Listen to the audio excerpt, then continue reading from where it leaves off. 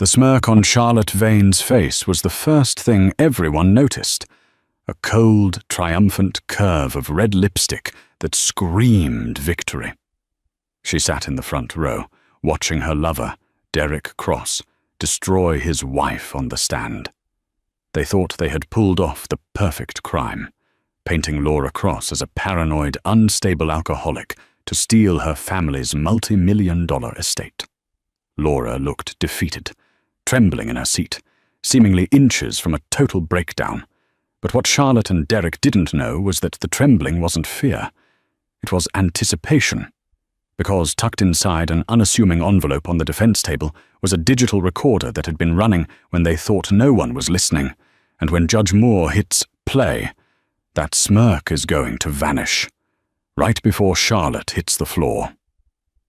The air inside courtroom 4B of the Travis County Civil Courthouse was stale, recycled, and thick with the scent of impending doom. It was October 12th, a Thursday, and the rain battering the high windows seemed to match the mood of the woman sitting at the defendant's table. Laura Cross, once the vibrant CEO of Cross Atlantic Logistics and a socialite known for her sharp wit and sharper fashion sense, looked like a ghost of her former self. She wore a grey wool cardigan that swallowed her petite frame, her hair pulled back in a messy, low bun. She stared at the mahogany table, her hands gripping a tissue so tightly her knuckles were white.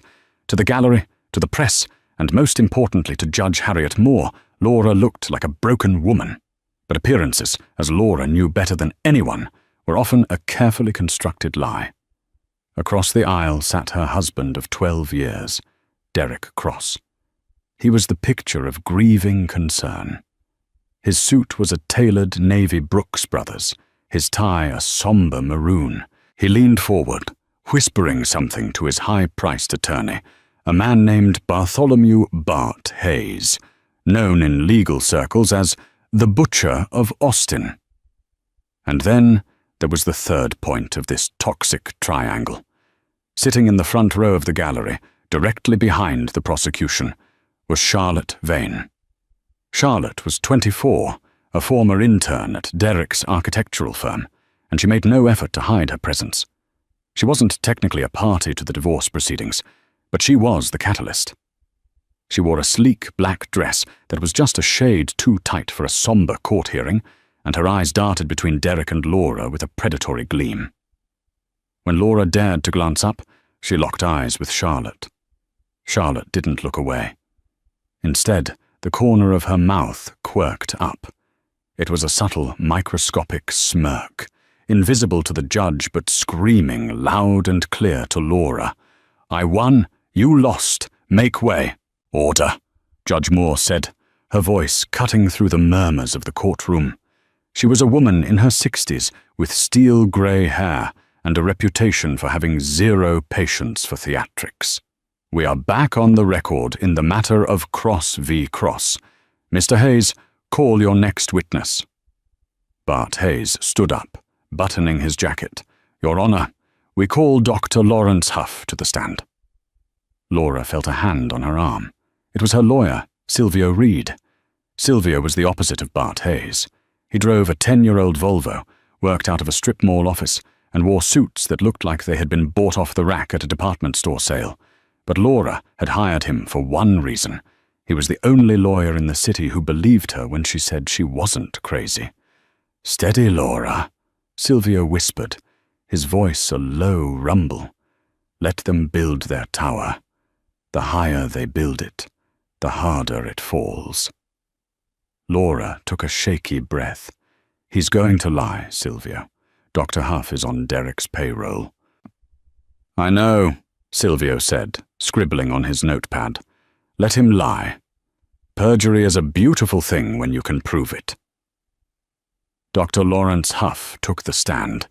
He was a psychiatrist with a hefty consulting fee, known for testifying in high-stakes custody and estate battles. He adjusted his glasses and swore to tell the truth.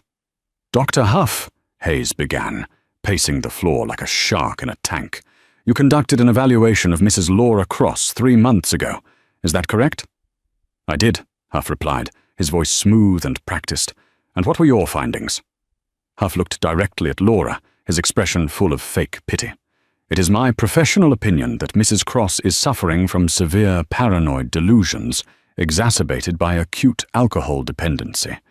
She exhibits signs of early-onset dementia and is incapable of managing her own finances, let alone making rational decisions regarding the joint assets." A gasp rippled through the gallery. Laura closed her eyes. It was the narrative Derek had been spinning for a year. He had gaslit her, moved her keys, changed passwords, and even spiked her evening tea with sedatives to make her slur her words at dinner parties. He had manufactured a breakdown, brick by brick. "She believes," Huff continued, "that her husband is conspiring against her. She believes she is being followed. These are classic symptoms of persecution mania." "So in your opinion," Hayes pressed, "if the court were to leave the Cross family estate in her hands, it would be disastrous?" "It would be negligent," Huff said firmly. "She needs institutional care, not a checkbook." Derek wiped a non-existent tear from his eye. Charlotte in the gallery shifted her legs, the smirk widening just a fraction. She leaned forward, whispering to the woman next to her, likely a friend she brought along to watch the show. Laura's heart hammered against her ribs. It was infuriating to sit there and be dissected, to have her intelligence insulted by a man she had never met until Derek forced the appointment. "Your witness," Hayes said, sitting down with a satisfied thump. Silvio Reed stood up slowly. He didn't rush. He looked like a confused uncle trying to find his reading glasses. He shuffled some papers, scratched his head, and walked towards the witness stand. "Dr. Huff," Silvio said, smiling politely, "you've been practicing for 20 years? 22, Huff corrected. Right. And you're very busy. I see here you've testified in over 40 cases in the last 2 years. That's a lot of evaluations." "I am in high demand," Huff said coldly. "Indeed. Now, regarding my client's delusions, you mentioned she thinks she's being followed?" "Yes. She claimed a grey sedan was tailing her for weeks. And you classified this as a delusion?" "Because there was no evidence of it, and Mr. Cross confirmed he had no knowledge of any such thing," Huff said, sounding bored. Silvio nodded. "Right. Mr. Cross confirmed it. Dr. Huff, did you ever look at the security footage from the gate of the Cross estate on the dates Laura mentioned?" Huff blinked. My evaluation was clinical, based on patient interviews." "So you didn't check?" "It wasn't my job to play detective," Huff snapped. "Fair enough," Silvio said, turning back to his table. "No further questions." Hayes looked confused. He expected a fight, but Silvio had barely thrown a jab. Charlotte looked disappointed in the gallery. She wanted blood. "Is that it, Mr. Reed?" Judge Moore asked, peering over her spectacles. "For this witness, yes, Your Honor," Silvio said. Laura looked at Silvio, panic rising in her throat. "Why didn't you ask him about the payments?" she hissed. "We know Derek paid him double his usual fee." "Not yet," Silvio whispered, his eyes hard. "We need Derek on the stand. We need him to commit to the lie under oath. Once he does that, there's no going back." After a brief recess, the moment arrived. "The defense calls Mr. Derek Cross to the stand," Hayes announced. Derek stood up, buttoning his jacket with a solemn grace. He walked to the stand, nodding respectfully to the judge. He was handsome, in a rugged, aging athlete kind of way. He had the kind of face that voters trusted and women adored. It was the face that had charmed Laura 12 years ago, when she was grieving her father's death and vulnerable to a man who promised to take care of everything. He took the oath, his voice deep and steady. "Mr. Cross," Hayes began, softening his tone, "this has been a difficult year for you, hasn't it?" "It has," Derek said, looking at his hands. "I love my wife. I've always loved Laura. Watching her deteriorate like this, it's been the hardest thing I've ever had to do." "You've tried to get her help?"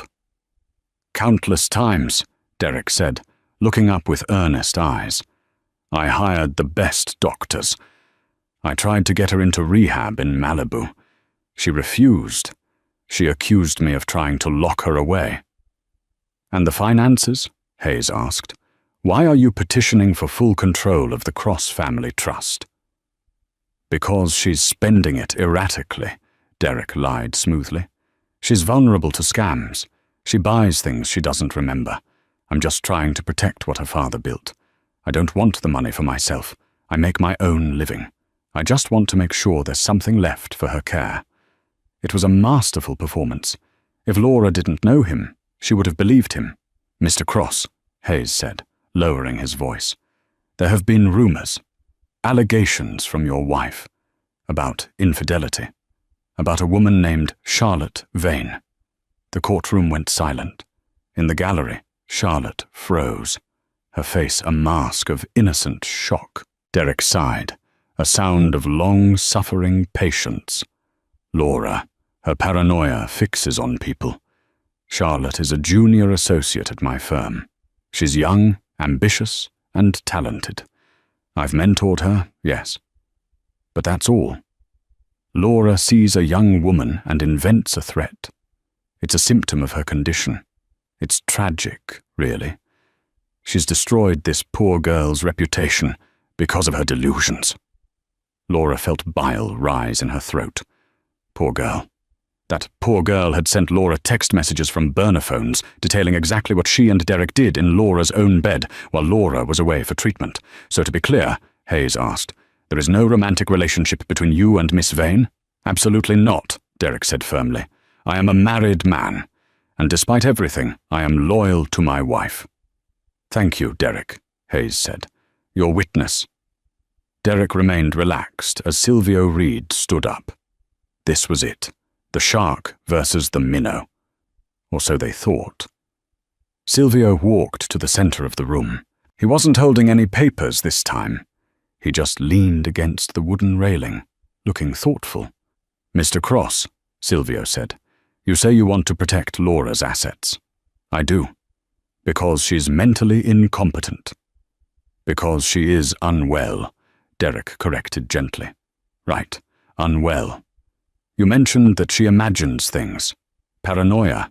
Thinking people are watching her. Yes. And you mentioned Charlotte Vane. You said you are merely a mentor to her. That is correct, Silvio nodded. He reached into his pocket and pulled out a small black USB drive. He held it up to the light. It was innocuous. Tiny. Mr. Cross, Silvio said, his voice hardening slightly. Do you recognize the date September 14th? Derek frowned, his confidence flickering for a microsecond. I don't recall that specific date. Just a Tuesday, I assume? A Friday, actually, Silvio said. It was the night Laura was admitted to St. Jude's Hospital for what you claimed was an alcohol overdose. Yes, Derek said, his voice dropping. A terrible night. You were at the hospital with her? Of course. By her side. The whole night? I stepped out for fresh air, perhaps. But I was there. Silvio walked back to his table and picked up a thick stack of papers. See, that's interesting, because we have sworn affidavits from the nursing staff that you left the hospital at 9:15 p.m. and didn't return until 7 a.m. the next morning. Derek shifted in his seat. I must have gone home to shower. I was exhausted. Home, Silvio repeated. To the estate. Yes. And you were alone? Derek narrowed his eyes. Yes, I was alone. Silvio turned to the judge. Your Honor, I would like to submit Defense Exhibit C. This involves CCTV footage from the Cross estate, but also something else.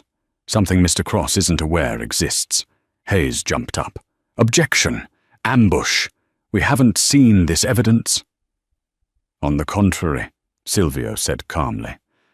I emailed these files to Mr. Hayes's office this morning at 8 a.m., adhering to the 24-hour discovery rule for rebuttal evidence. Perhaps if you checked your inbox, instead of rehearsing your opening statement, you'd know.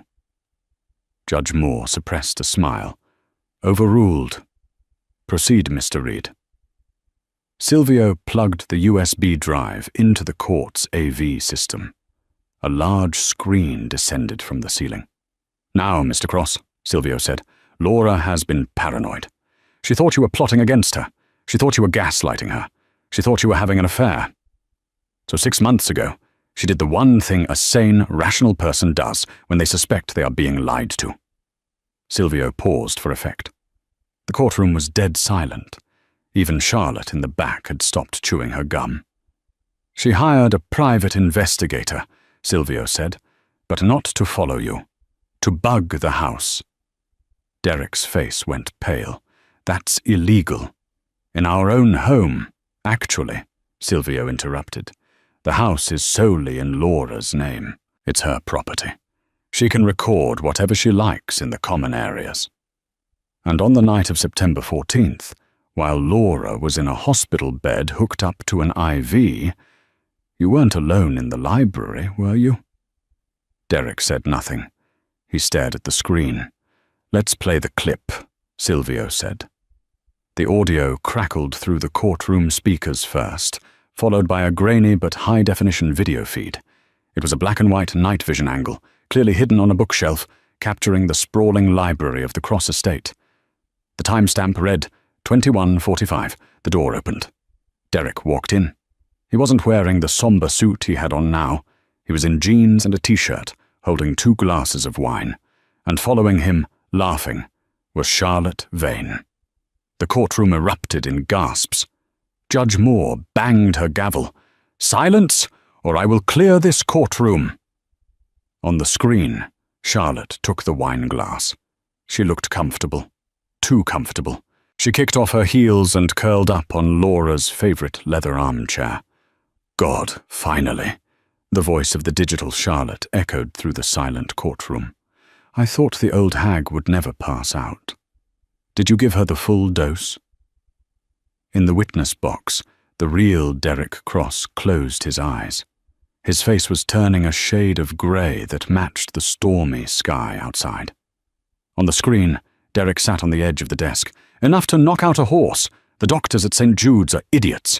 They'll see the alcohol in her blood and assume she drank herself into a stupor again. They won't look for the interaction with the sedatives." In the gallery, the real Charlotte Vane let out a small, strangled sound. The smirk was gone. Her skin had taken on a waxen, terrified sheen. She looked like she wanted to run, but her legs wouldn't work. The video continued. "So," Charlotte said on screen, swirling her wine, "how long until we get the power of attorney?" "I'm tired of waiting, Derek. I want to redo this kitchen. It smells like old money and depression." "Soon," Derek assured her, walking over to kiss her forehead. "Huff is on board. I promised him a $50,000 bonus once the conservatorship is granted. He'll testify she's incompetent. Once I have control, we ship her off to that facility in Nevada, the one with no cell service. She'll be out of the way for good. And the money? All ours, baby. The robotics shares alone are worth $20 million. We sell, we cash out, we live like kings." The video froze. Silvio Reed turned off the screen. The silence in the courtroom was heavy, suffocating. It was the sound of a carefully constructed reality shattering into a million pieces. Silvio turned back to Derek. Derek was gripping the railing of the witness stand so hard his knuckles were purple. He looked like a trapped animal. "Mr. Cross," Silvio said, his voice dangerously low, "you just testified under oath that you had no romantic relationship with Miss Vane. You testified that you never drugged your wife. You testified that Dr. Huff was an impartial expert." Silvio leaned in. "Would you like to amend your testimony, or should I ask the bailiff to read you your Miranda rights right now?" "Aye," Derek croaked. He looked at his lawyer. Hayes was staring at his table, refusing to make eye contact. Hayes knew when a ship was sinking, and he wasn't going to go down with it. "And Miss Vane," Silvio said, turning completely around to face the gallery. He pointed a finger directly at Charlotte. Charlotte flinched as if he had thrown a stone at her. "I believe," Silvio said to the judge, that the woman in the gallery, Miss Charlotte Vane, is a co-conspirator in attempted murder and fraud, and since she is present—" Charlotte stood up, her knees knocked together. She looked at Derek, pleading for him to do something, to fix it, but Derek was staring at his shoes. "I didn't," Charlotte stammered, her voice high and thin. "It was we were just talking." Judge Moore's eyes were like lasers. "Bailiff," she barked, "bar the doors. No one leaves this room." Charlotte looked at the heavy oak doors, then back at the judge, and finally at Laura. Laura hadn't moved. She just watched, her face impassive, her eyes cold and clear. The realization hit Charlotte like a physical blow. The money was gone. The future was gone. The man was a fraud, and she was going to prison. The blood drained from Charlotte's face in a rush. Her eyes rolled back into her head. She swayed once, twice, and then, with a soft thud that echoed in the silent room, she collapsed into the aisle, passing out cold. "Medical assistance!" Judge Moore shouted. But Laura didn't look at the unconscious girl. She looked at her husband. "Well, Derek," Laura said softly, her voice carrying through the stunned room, "it looks like you're finally alone." The chaos that followed Charlotte Vane's collapse was absolute, a cacophony of shouting voices and shuffling feet that shattered the decorum of the courtroom. Judge Moore was hammering her gavel with the rhythmic intensity of a blacksmith forging steel. "Clear the gallery. I want this courtroom secured immediately. Bailiff, take Mr. Cross into custody." Derek Cross stood frozen in the witness box. The confident, grieving husband mask had disintegrated, leaving behind a terrified, hollow shell. He looked at the screen where his own voice had just condemned him, then at the unconscious form of his mistress being attended to by court security, and finally at his lawyer. "Bart!" Derek screamed, desperation cracking his voice. "Bart, do something! Object! Tell them it's a deep fake! It's AI! Tell them!" Bart Hayes, the butcher of Austin, was already packing his briefcase. He didn't look up. His face was pale, his lips pressed into a thin, grim line. He knew the difference between a difficult case and a career-ending catastrophe. He had just suborned perjury, unknowingly perhaps, but the optics were lethal. "Bart!" Derek yelled again as a burly bailiff grabbed his arm. Hayes paused, snapping his briefcase shut. He looked at Derek with a mixture of disgust and professional detachment. "Mr. Cross, I am withdrawing as your counsel effective immediately. You have perjured yourself, implicated me in a fraud scheme, and frankly, I need to call my malpractice carrier. Don't call my office." Derek's jaw dropped. "You can't leave me." "Watch me," Hayes muttered, pushing past the bar and striding out of the courtroom without looking back. Laura watched it all from her seat. She hadn't moved. She was an island of calm in the hurricane. Silvio Reed leaned over to her, a rare, genuine smile breaking his stony face. "I think that went well," Silvio whispered. "We're not done," Laura replied, her voice icy. "He's still breathing." Two paramedics rushed in, wheeling a stretcher down the center aisle. They swarmed over Charlotte, checking her vitals. She groaned, her eyelids fluttering. As she came to, the first thing she saw was the ceiling of the courtroom, and then the face of a uniformed police officer staring down at her. "Miss Vane," the officer said, not unkindly but firmly, "you're going to be transported to St. David's Hospital for evaluation. An officer will accompany you. You are currently detained, pending an investigation into conspiracy to commit murder." Charlotte let out a sob, a raw, ugly sound that echoed off the wood paneling. "He made me do it!" she shrieked, pointing a trembling finger at Derek, who was being cuffed by the bailiff. "He told me she was dying anyway. He said we were just speeding it up." "Shut up, Charlotte!" Derek roared, his face turning a violent shade of red. "She's lying! She's an unstable stalker." "That's enough," Judge Moore's voice boomed. "Get them out of here, both of them. And get Dr. Huff back in here. I want a warrant issued for his arrest before he makes it to the parking lot." Laura stood up slowly. She smoothed the front of her grey cardigan.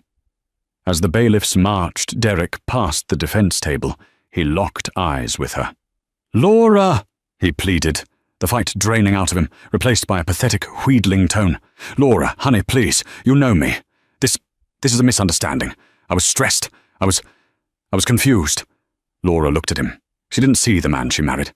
She didn't say a monster. She just saw a stranger, a pathetic, greedy stranger. "I do know you, Derek," she said softly. "That's the problem. I finally know you." As they dragged him out the side door, the press, who had been allowed to remain in the back, were going frantic. Flashbulbs popped. Reporters shouted questions. The story of the loving husband was dead. The story of the Black Widow was dead. The story of the Laura Cross revenge tour had just begun.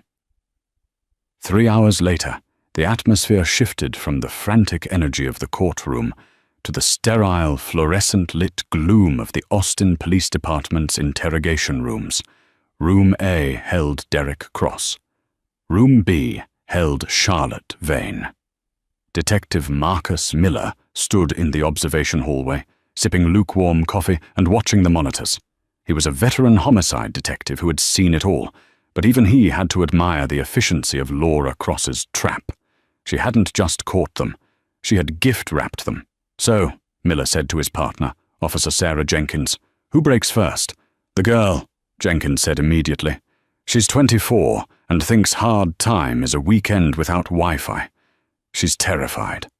"I don't know," Miller mused. "Derek is a narcissist. Narcissists don't like taking the fall for anyone. He'll throw her under the bus to save his own skin. Nest." Miller walked into Room A first. Derek was sitting at the metal table, his tie loosened, his hair disheveled. He looked up sharply as Miller entered. "I want a lawyer," Derek spat. "I know my rights. I want the best criminal defense attorney in the state.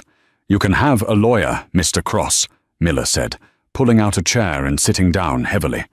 "But seeing as your assets are currently frozen by a court order issued 20 minutes ago, you might be looking at a public defender." Derek blanched. "Frozen?"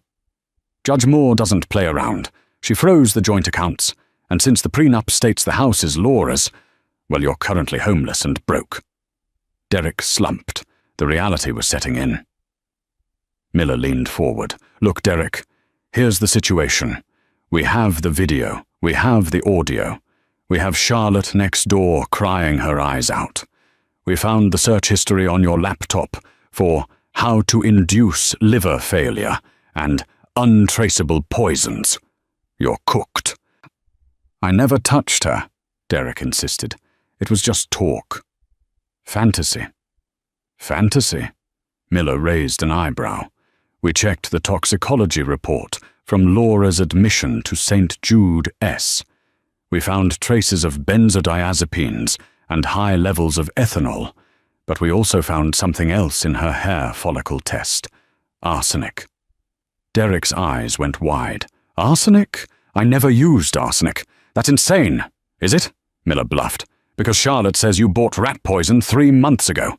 "She's a liar!" Derek slammed his fist on the table. "That psycho! She brought the pills. She crushed them into Laura's wine. She said, 'Let's help nature along.' I told her no, but she did it anyway. I didn't stop her. That's negligence, maybe. But murder? That was her." Miller suppressed a smile. "So you admit there was a plot to poison your wife? But Charlotte was the mastermind." "Yes, she's obsessed with the lifestyle. She wanted the house, the cars. She used me." Miller stood up. "Thanks, Derek. That's very helpful." He walked out and went straight to Room B. Charlotte was a mess. Her mascara was running down her cheeks, and she was hugging herself, rocking back and forth. "Charlotte," Miller said gently, sitting down. "Derek is talking." Charlotte looked up, eyes wide with fear. What did he say?" "He says it was all your idea," Miller lied. "He says you bought the poison. He says you slipped it into Laura's drink. He's painting you as a gold-digging psychopath who manipulated him."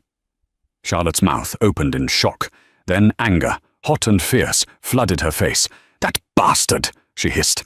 "That lying, cowardly bastard! He's cutting a deal, Charlotte," Miller said. "He's going to testify against you. Unless what? Unless you tell us the truth. All of it. The dates, the times, the specific drugs. If you cooperate, the DA might look at a plea for conspiracy instead of attempted murder." Charlotte didn't hesitate. The dam broke. "It started in June," she sobbed. "He said Laura was taking too long to die. He stole prescription pads from Dr. Huff's office. Huff left them out on purpose. Derek wrote the scripts for sedatives.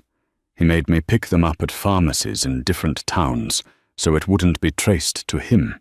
He put the powder in her protein shakes in the morning. He laughed about it. He said, 'Here's to her health.' It was him. It was all him." Miller nodded, his face impassive, but internally he was cheering. They had them. They had the loving husband and the mistress tearing each other's throats out. A week later, Laura Cross sat on the veranda of her estate. The rain had cleared, and the Texas sun was shining over the manicured lawns. Silvio Reed sat across from her, a glass of iced tea in his hand. The house was quiet. The staff, who had been fiercely loyal to Laura and had helped hide the cameras, were going about their work with a lightness that hadn't been there in years. "The district attorney accepted the evidence," Silvio said. "Derek is being held without bail. Flight risk, given his offshore accounts, which, by the way, the forensic accountants found this morning." Laura took a sip of her water. She looked younger than she had in court. The grey cardigan was gone, replaced by a sharp white blazer. Her hair was down, cascading over her shoulders. "And Charlotte?" Laura asked. "She took a plea deal yesterday. She's giving them everything on Derek and Dr. Huff in exchange for 10 years. She'll be out in 5 with good behaviour, but her life is over. No firm will hire her." Laura nodded, staring out at the horizon. "It's strange, Silvio." "What is?" "I loved him once," she said. "I really did. When my father died, I felt like I was drowning. Derek was the life raft. I didn't realize the raft was leaking until it was almost too late." Silvio set his glass down. "You did something incredible, Laura. Most people would have crumbled. You let them think you were crazy. You let them gaslight you. That takes a level of steel I haven't seen in 30 years of practice." Laura turned to him, a dry smile on her lips. "I didn't just let them, Silvio. I encouraged it." Silvio raised an eyebrow. "How so?" "I knew about the affair 2 years ago," Laura revealed. "I saw a text on his phone. Just one. But it was enough. I hired the PI then. But I realized that if I divorced him then, purely for adultery, he would still get half. Texas is a community property state. He would have walked away with $10 million of my father's money." Silvio stared at her. "So you waited?" "I waited," Laura said coldly. "I needed him to commit a crime. I needed him to try to steal everything, or worse. I needed cause to void the prenup and strip him of every penny." "So the drinking, apple juice and water in wine bottles," Laura said. "I poured the real wine down the sink. When he drugged me, I pretended to pass out. I held the pills under my tongue and spit them out in the bathroom later. I collected them. I gave them to the police this morning as physical evidence." Silvio shook his head in disbelief. "You played the long game. You put your life at risk." "I calculated the risk," Laura said. "I knew Derek. He's a coward. He wouldn't use a gun or a knife. He wanted it to look like an accident. That gave me time." She looked back at the house her father built, the house Derek tried to steal. "Dr. Huff was the wild card," she admitted. "I didn't think a medical professional would be so corrupt. But once he signed that affidavit declaring me incompetent, I knew I had them. That was the trap snapping shut." Silvio chuckled, a dry, raspy sound. "Remind me never to cross you, Laura." "You're on the payroll, Silvio," she smiled. "You're safe." 6 months had passed since the day Charlotte Vane fainted in Judge Moore's courtroom, but the heat surrounding the case of the state of Texas versus Derek Cross hadn't cooled by a single degree. If anything, it had boiled over into a national obsession. The cross-vein conspiracy, as the tabloids dubbed it, had everything the public craved. Immense wealth, a sordid affair, a dying wife who wasn't actually dying, and a husband whose handsome face hid a soul of absolute rot. The criminal trial was held in the larger, more imposing Travis County Criminal Justice Center. The atmosphere inside courtroom 8A was electric, a stark contrast to the quiet civil proceedings where Laura had first sprung her trap. Derek Cross sat at the defense table, but he was no longer the composed, grieving husband. 6 months in county lockup, denied bail due to the flight risk posed by his offshore accounts, had eroded him. His skin was pasty, his athletic build had wasted away into a nervous gauntness, and his eyes darted around the room with the frantic energy of a trapped rat. He had fired his previous legal team. In a last-ditch effort to save himself, he had liquidated his 401k, the only asset Laura hadn't been able to freeze, to hire Preston Gills. Gills was a Dallas attorney known as the Shark in the Armani suit. He was theatrical, aggressive, and morally flexible. His strategy was simple and desperate: the Gone Girl defense. He planned to argue that Laura Cross was a mastermind who had psychologically manipulated a weak husband and a naive mistress into a role play that she then framed as a crime. It was a ludicrous theory, but Gills was a master of smoke and mirrors. Laura sat in the first row behind the prosecution, flanked by Silvio Reed. She wore a suit of deep midnight blue, a color of authority, not mourning. She watched the back of Derek's head, waiting for him to turn around. He never did.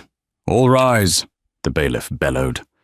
Judge Moore had recused herself from the criminal trial to avoid conflict, leaving the case in the hands of Judge Anthony P. Calloway, a man with a face like a bulldog and a reputation for maximum sentencing. The first major blow came on the 3rd day of the trial. The prosecution called Charlotte Vane. When the side door opened, a hush fell over the gallery. Charlotte shuffled in, her ankles shackled, wearing a bright orange jumpsuit that clashed violently with her pale, terrified face. She had taken a plea deal, 10 years in exchange for full testimony. She looked nothing like the smug girl who had smirked at Laura. She looked like a child who had woken up in a nightmare. "Miss Vane," Assistant District Attorney Hayes began, "please tell the jury what the defendant, Derek Cross, told you regarding his wife's health." Charlotte's voice was a whisper. He told me she had a failing liver. He said she was an alcoholic who was drinking herself to death anyway. He said we were just easing her passing, putting her out of her misery. And did he take active steps to ease this passing? Yes, Charlotte sobbed. He stole prescription pads from Dr. Huff's office. He wrote the scripts. He made me drive to pharmacies in Waco and San Antonio to fill them so they wouldn't be traced to Austin. He crushed the pills. He put them in her evening tea. Did he ever express remorse? Charlotte shook her head, tears dripping onto the witness stand. No, he laughed. He called it the retirement plan. He used a spreadsheet to calculate how much money we would have the day she died. He had a countdown on his phone. The jury recoiled. Derek stared straight ahead, his jaw clenched so tight a muscle feathered in his cheek. Then came Preston Gills for the cross-examination. He didn't approach Charlotte gently. He lunged. "Miss Vane!" Gills boomed, pacing the floor.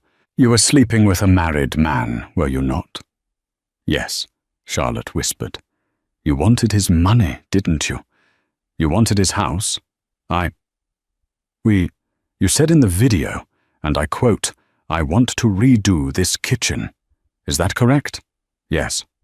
"So isn't it true," Gills leaned in, his voice dripping with venom, "that you were the driving force? That you were a scorned woman who realized the money wasn't coming, so you decided to flip on the man you couldn't control? Isn't it true that Derek Cross never administered a single pill, and that you did it all?" "No," Charlotte shrieked, her composure breaking. "He made me. He said if I didn't help him, he'd fire me and ruin my career. He told me he loved me. He used you." Gills sneered. "And now you're using the court to get revenge for a broken heart." It was brutal. Gills managed to plant a seed of doubt, not that Derek was innocent, but that perhaps Charlotte was the true architect of the murder plot. The defense's momentum hit a brick wall when Dr. Lawrence Huff took the stand. Huff, unlike Charlotte, hadn't taken a plea deal quickly enough. He was facing charges of medical malpractice and conspiracy. He testified with a bitter, resentful monotone. "Mr. Gills," the prosecutor asked on redirect, "why did you sign the affidavit declaring Laura Cross incompetent?" "Because Derek Cross paid me to," Huff stated flatly. "How much?" $50,000 initially, with a promise of $200,000 once he gained power of attorney over the estate. The prosecutor projected a bank statement onto the screens in the courtroom. "Is this the wire transfer?" "Yes, from a shell company called DC Architectural Consulting." "Yes." Derek's lawyer tried to object, claiming hearsay, but the paper trail was ironclad. The jury saw the greed in black and white numbers. Derek hadn't just cheated. He had bought a diagnosis to enslave his wife. The climax of the trial arrived when the defense, in a move of supreme arrogance, called Laura Cross to the stand. Gills believed he could rattle her. He believed he could make her look like the unstable, paranoid woman Dr. Huff had described. Laura walked to the stand with the grace of a queen ascending her throne. She swore the oath and sat down, her hands folded calmly in her lap. "Mrs. Cross," Gills began, smiling like a predator, "you testified that you knew about the affair for 2 years. Is that correct?" "That is correct." "And you knew your husband was, as you claim, poisoning you for 6 months?" "I suspected it. I confirmed it when I installed the cameras." "So," Gills paused for theatrical effect, turning to the jury, "you sat in that house, night after night, letting a man you claim is a murderer sleep down the hall. You accepted drinks from him? You watched him?" "I did." "Why?" Gills shouted. "Why not call the police immediately? Why wait? Unless you enjoyed the game. Unless you wanted to entrap him." Laura leaned forward into the microphone. Her voice was low, smooth, and devastatingly clear. "Mr. Gills, if I had called the police the day I found out about the affair, Derek would have divorced me. We have no prenuptial clause for infidelity. He would have taken half of my father's company. He would have walked away with $10 million to spend on his mistress." The courtroom was silent. "I didn't wait because I enjoyed it," Laura continued, her eyes locking onto Derek's. "I waited because I refused to let a man who tried to kill me walk away with a retirement fund. I waited until he crossed the line, from adultery to attempted murder. I waited until I could bury him." Gills stuttered. So you admit you manipulated the situation?" "I admit I survived it," Laura said coldly. "Derek bought the poison. Derek poured the wine. Derek signed the checks. I just turned the lights on so everyone could see." "So?" Gills had no response. He had tried to paint her as a villain, but she had just painted herself as a survivor who was smarter than every man in the room. The jury deliberated for only 3 hours. When they returned, the foreman, a middle-aged schoolteacher, couldn't even look at Derek. "In the matter of the state of Texas versus Derek Cross," the foreman read, his hands shaking slightly, "on the count of attempted capital murder, we find the defendant guilty." A gasp rippled through the room. Derek closed his eyes, his head dropping into his hands. "On the count of conspiracy to commit wire fraud, guilty. On the count of money laundering, guilty. On the count of witness tampering, guilty." It was a clean sweep. The loving husband was officially a monster. Preston Gills began furiously scribbling notes for an appeal that everyone knew would fail. The sentencing hearing took place 2 days later. This was the moment Laura had been waiting for. She was allowed to give a victim impact statement. She stood at the podium, facing the judge, with Derek seated just 10 feet away. "Your Honor," Laura began, her voice steady. For 12 years, I shared my life with this man. I supported his career. I nursed him when he was sick. I trusted him with my life. She turned slowly to face Derek. He looked up, his eyes red-rimmed and hollow. "Derek," she said, addressing him directly, "you didn't just try to kill me. You tried to erase me. You tried to convince the world I was crazy, so you could lock me in a dark room and forget I existed. You wanted my money, but you also wanted to steal my dignity." She paused. "The tragedy isn't that I lost my husband. The tragedy is that I never had one. I was sleeping next to a calculator who was just waiting for the numbers to add up. Well, Derek, the audit is finished, and you are bankrupt." She turned back to the judge. "I ask for the maximum sentence, not for revenge, but for safety. Because a man who can smile while he poisons his wife's tea is not a man who can be rehabilitated." Judge Calloway nodded slowly. He adjusted his glasses and looked down at Derek. "Mr. Cross," the judge said, his voice gravelly, "in my 30 years on the bench, I have seen crimes of passion, and I have seen crimes of desperation. This was neither. This was a crime of cold, calculated avarice. You are a predator in a suit." Derek tried to stand. "Your Honor, please, sit down," Calloway barked. "Mr. Cross, you are sentenced to 25 years for attempted murder, to run consecutively with 10 years for fraud. You will not be eligible for parole until you are 75 years old. You may serve your time thinking about the lifestyle you felt you were entitled to." The gavel came down with a sound like a gunshot. The bailiffs moved in immediately. There were no gentle touches this time. They hauled Derek up by his arms. He looked back at the gallery, searching for anyone. Charlotte, his lawyer, a friend. But Charlotte was already in a cell. His lawyer was packing his bag, and his friends had abandoned him the moment the indictment came down. He looked at Laura one last time. "Laura," he mouthed. It wasn't a plea. It was just a recognition. He finally saw her. He finally saw the lioness. Laura didn't smile. She didn't wave. She simply watched him until the side door closed, swallowing him into the system. Outside the courthouse, the steps were mobbed. The rain had returned, a light drizzle that made the pavement shine. Silvio Reed held a large black umbrella over Laura's head as they descended the stairs towards the waiting press. Mrs. Cross, is it true you're suing the architectural firm?" "Mrs. Cross, what will you do now?" Laura stopped at the bottom of the stairs. She took a deep breath of the wet, cool air. It tasted like ozone and freedom. She looked at the cameras, her face unreadable behind dark sunglasses. "Justice was served," she said simply. "The trash has been taken out." "What's next for you, Laura?" a reporter shouted. "You have the estate, the company, everything. What are you going to do with your freedom?" Laura paused. A small, genuine smile touched her lips for the first time in months. She thought about the empty, silent mansion on the hill. The mansion that had been a prison, then a crime scene, and was now just a house. "Well," Laura said, her voice light, "I have a kitchen to renovate. It smells like old money and bad memories. I'm thinking of knocking down some walls. I want an open concept. I want to be able to see everything coming."